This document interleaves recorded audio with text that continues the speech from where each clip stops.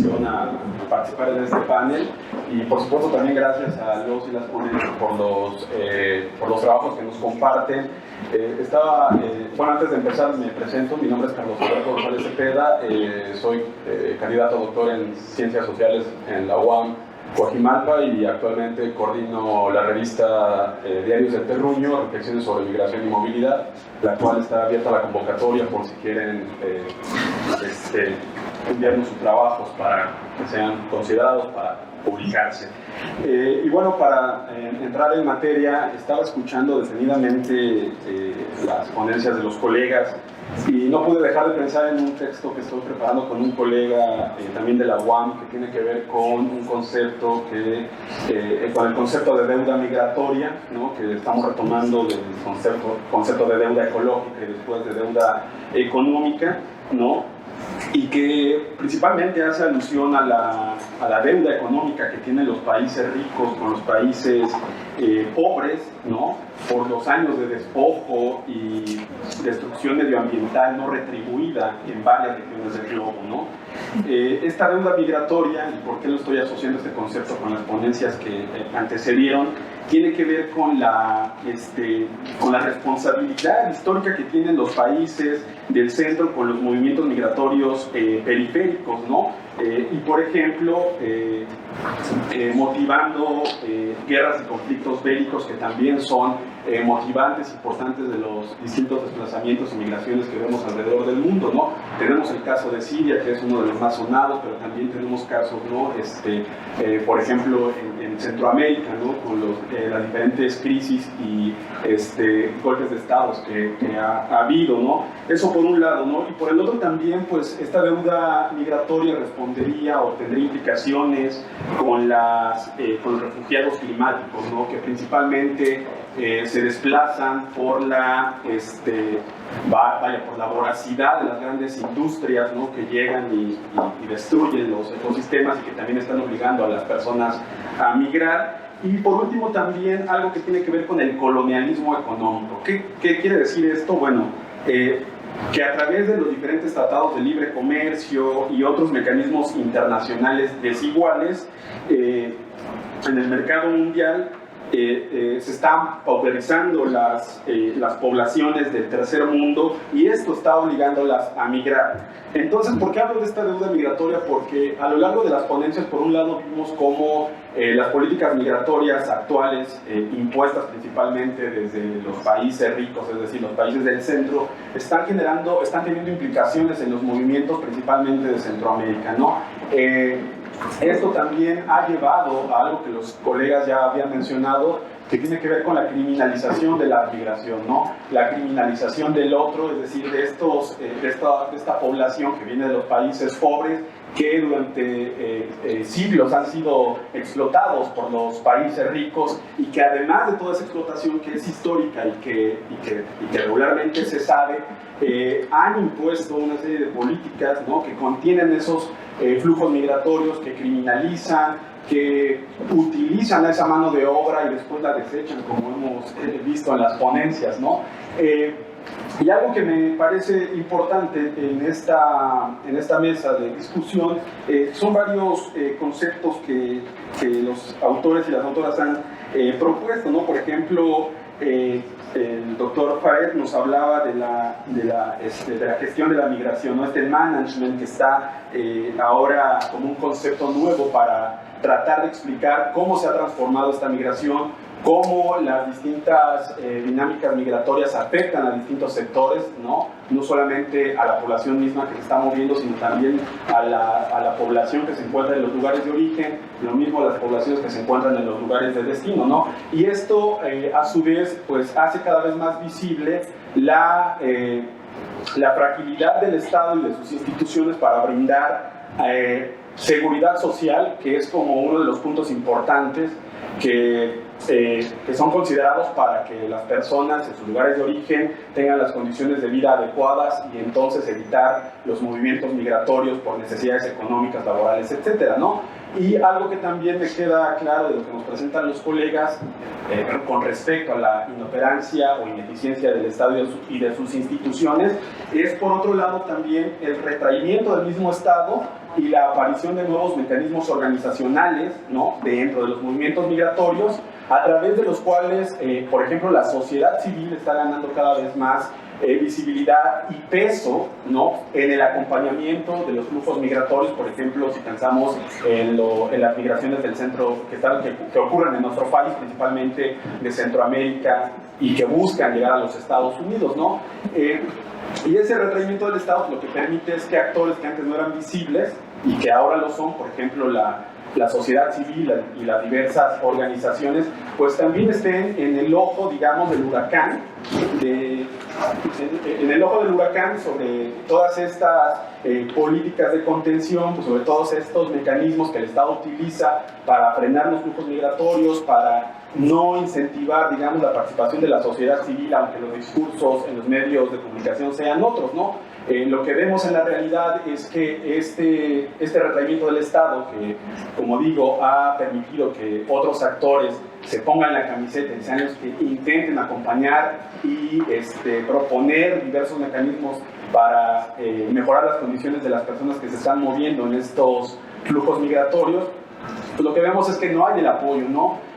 Actualmente, por ejemplo, yo pienso en lo que ocurriría en México ahora que cambiamos de gobierno y que específicamente en el Instituto Nacional de Migración tenemos a un representante que tiene, digamos, todo un bagaje en lo que tiene que ver con la política pública y sobre todo en los estudios migratorios, ¿no?, que proviene de la academia y que de alguna manera está cercano a los resultados de las investigaciones que se han producido en diversas instituciones de educación en México, y cómo a través de todos estos mecanismos que pudiera él tener en las manos puede asegurar una política migratoria más integral, ¿no?, y que respete sobre todo los derechos humanos de estas personas que están en movimiento. Lo que vemos en estos primeros 6 meses, por más que ha sido criticado, ¿no?, el actual director del Instituto Nacional de Migración, pues me parece que es muy poco tiempo para evaluar lo que en materia de política pública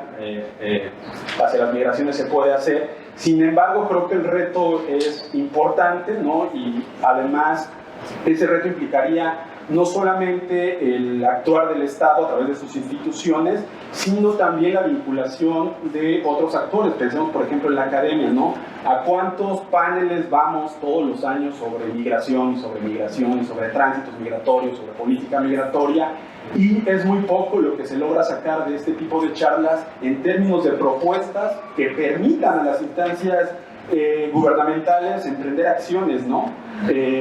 Yo creo que el reto ahora, más allá de proponer nuevos conceptos, de ver, de alguna manera, de ver cómo se ha ido modificando la migración, principalmente, como digo, de los países pobres hacia los países ricos, ¿no?, del sur hacia el centro, pues qué es lo que tenemos que hacer, ¿no?, en términos de propuestas para tratar de mejorar las condiciones de estas personas, ¿no?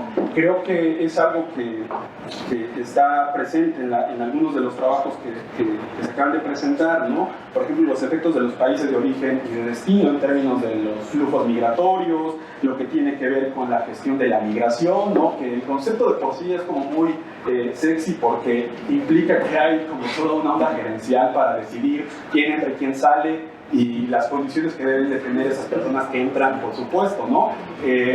Hablar de esta gestión de la migración, por ejemplo, me hace pensar también en el papel que tiene el Estado, ¿no?, como el principal salvaguarda de los derechos de las personas migrantes, ¿no? En casos como México, en casos como Centroamérica, vemos que no es así, ¿no?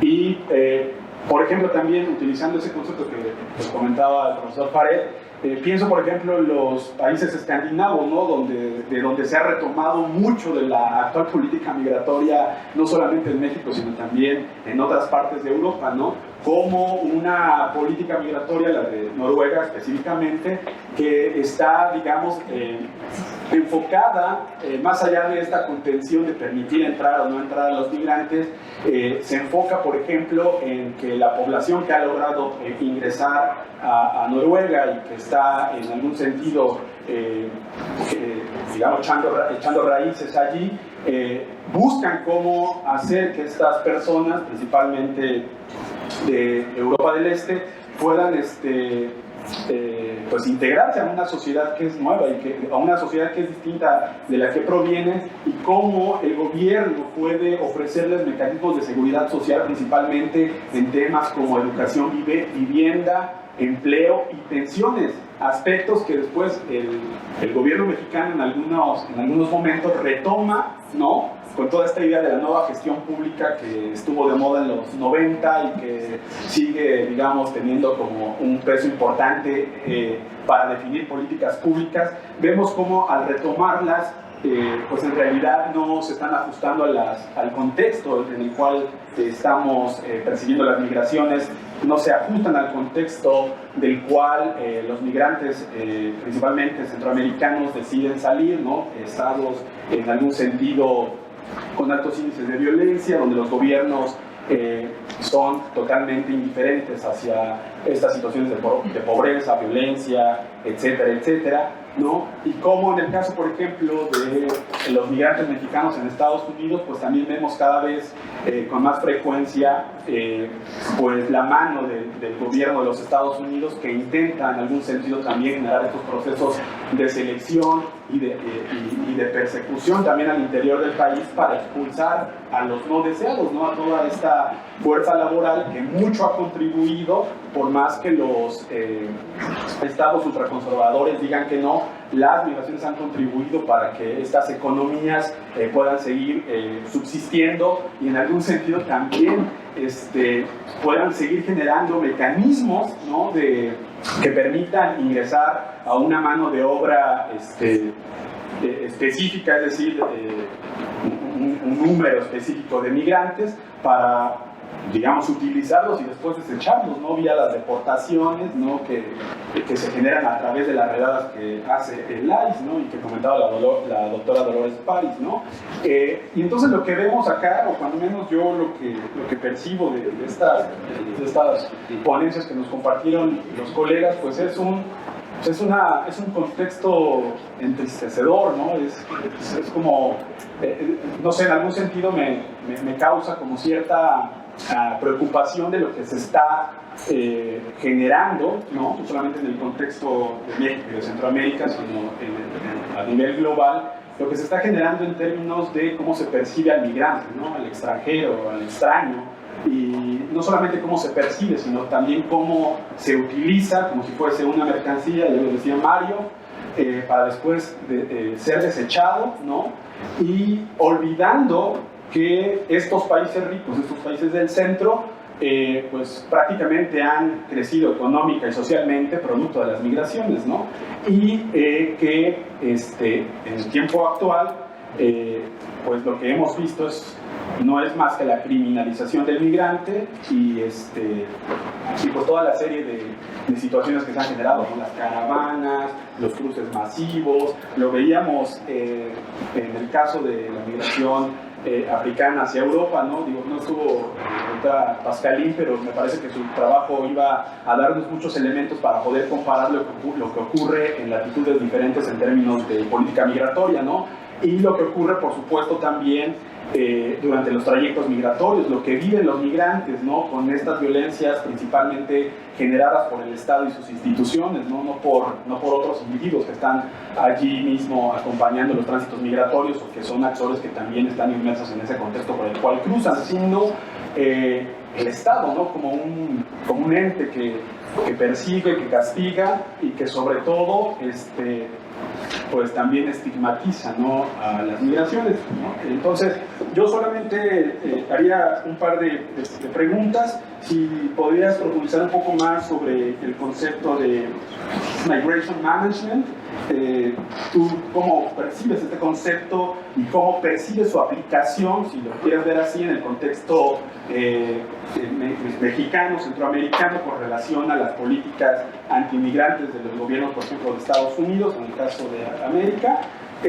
También, y ahora ya no está conectado el otro colega, pero yo le iba a preguntar qué ocurre, por ejemplo, con los migrantes garífunas que también se sumaron en un porcentaje mínimo a las caravanas migrantes, pero que dentro de estas caravanas de gente que de por sí ya es excluida, pues también hay grupos dentro de estos movimientos que son doblemente excluidos, ¿no? Y doblemente discriminados, y que eso responde también, ¿no? a la misma violencia del Estado, ¿no?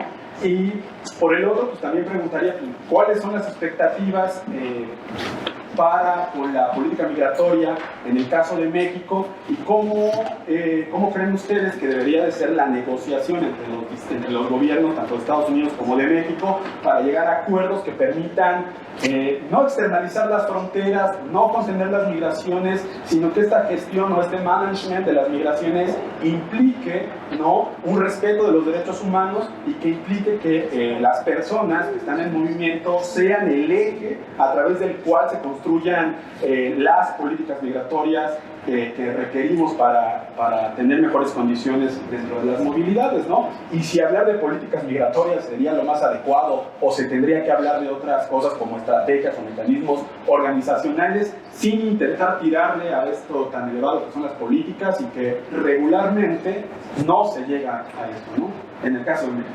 ¿no? Es decir, ha sido más bien todo un discurso, insisto, por todos estos marcos analíticos y teóricos que se han traído de otras partes del globo, como la nueva gestión pública, para, digamos, para mejorar en algún sentido el funcionar del Estado y de sus instituciones. Cuidado, pero no tenemos tiempo, si pueden responder muy rápidamente, y seguimos por la tarde con la pregunta que ha propuesto, si no vamos a tener problema de organización. Disculpe, pero ya. Primero las damas. Pues era muy claro, ¿no? Una pregunta que era Bueno, muy pocas palabras, ¿no? Gracias por los comentarios.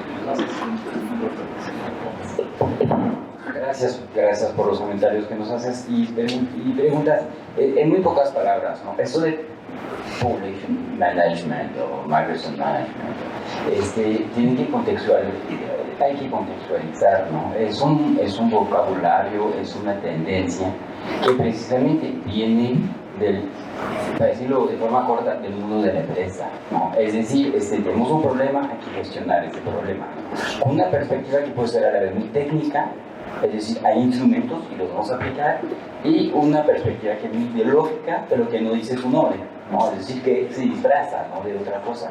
Pero esta noción de population management y todo lo que va con esto, creo que nos viene, digamos, del periodo neoliberal más fuerte o más descarado, ¿no?, que se ha conocido en la región, pero tiene sus matices también hoy en día. Entonces creo que es interesante utilizarlo, pero con matices. Y dentro de este contexto, creo que lo que planteabas de sociedad civil, el papel de las organizaciones de sociedad civil en México es fundamental sobre el tema de migración, ¿no? Todos los que lo trabajan el tema lo saben, ¿no?, la importancia de lo que están realizando, pero viene por parte de una ausencia del Estado, ¿no? Está haciendo lo que normalmente le recae, ¿no?, digamos, tendría que ser por parte del Estado. Lo que no es una oposición así tan sencilla, ¿no?, porque es parte también de la delegación por parte del Estado a varios actores, ¿no? Actores que pueden ser actores privados, actores empresarios, etcétera, pero también actores de sociedad civil, ¿no? Entonces es como una forma de negociación también en este contexto. Y muy brevemente, tu última pregunta, ¿no?, ¿cómo se puede salir de esto o cómo se puede?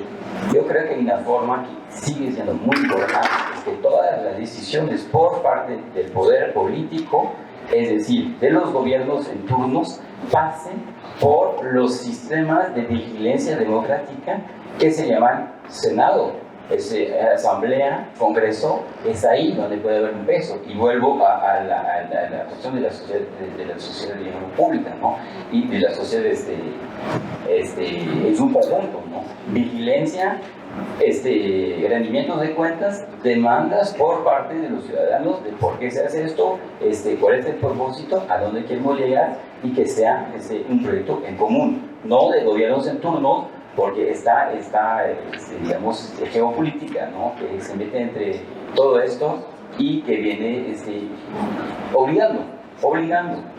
Yo creo que no la tiene, tú mencionabas el director actual del Instituto Nacional de Migración, no la tiene fácil, no la tienen, a pesar de su conocimiento de los temas, porque hay juegos políticos que son muy fuertes y que minimizan la dimensión humana o la dimensión de seguridad humana y dan mucho peso a otros niveles o otras esferas en la negociación. A ver, muy rápidamente yo quisiera mencionar que hay un contexto totalmente distinto y esto hay que reconocerlo. Estamos en un contexto que no tiene precedentes en México. Primero por la escala de los, digamos, de las personas que están entrando a México en este momento, en los últimos 4 o 5 meses.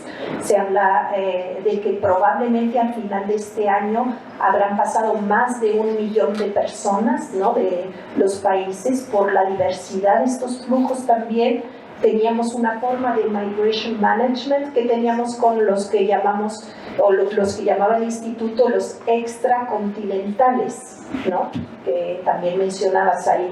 Entonces, que consistía en darles un pase, en realidad a través de un sistema de corrupción, como era casi todo el instituto, y para que llegaran a la frontera norte y entraran a Estados Unidos, ¿no? Y sobre todo porque no hay recursos para deportar a estas personas ni detenerlas. Entonces tenemos ahora repentinamente una gran cantidad, porque entre los extracontinentales se mencionaban a los caribeños y haitianos, que no son evidentemente extracontinentales, pero que representan ahora uno de los retos mayores en términos también de...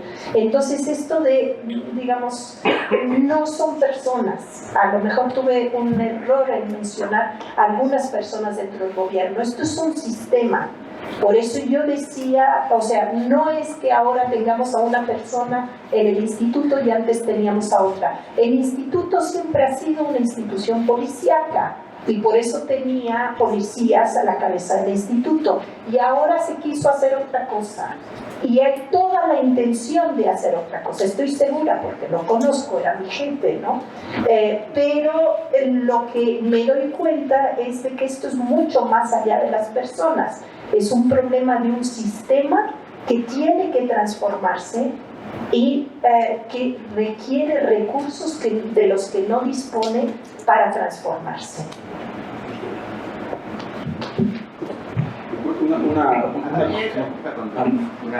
Quiero decir algo, no, por favor, si no tenemos que acabar, si no, no vamos a ver que salir en menos de 1 hora.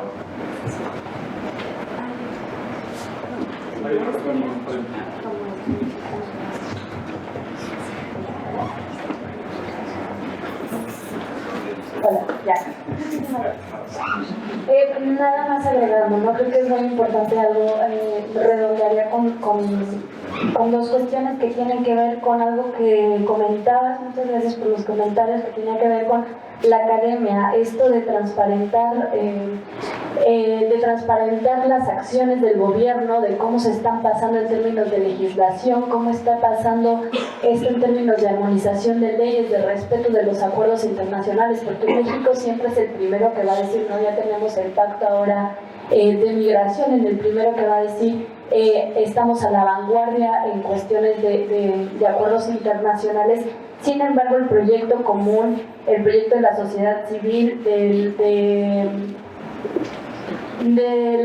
de las cuestiones privadas, de las empresas, de la política, yo creo que eso es muy importante porque ahí difiero un poco en términos de que la política pública está ya, ¿no? Finalmente la política pública son acciones, las acciones del gobierno, y el gobierno está elegido democráticamente en esta cuarta transformación que tanto se ha hablado, y en ese sentido hay un sistema de representatividad en donde debería de haber un proyecto de nación y un proyecto transeccional si realmente quiere cruzar un otro espacio que no sea otra vez el definir que son personas únicamente, sino como se plantea que hay todo un sistema que es necesario reinterpretar. Es decir, yo por ejemplo pienso, mencionamos a Comar, mencionamos al Instituto Nacional de Migración, a la Subsecretaría de Derechos Humanos, pero ¿dónde está la representante de la Unidad de Política Migratoria en todo también este diálogo?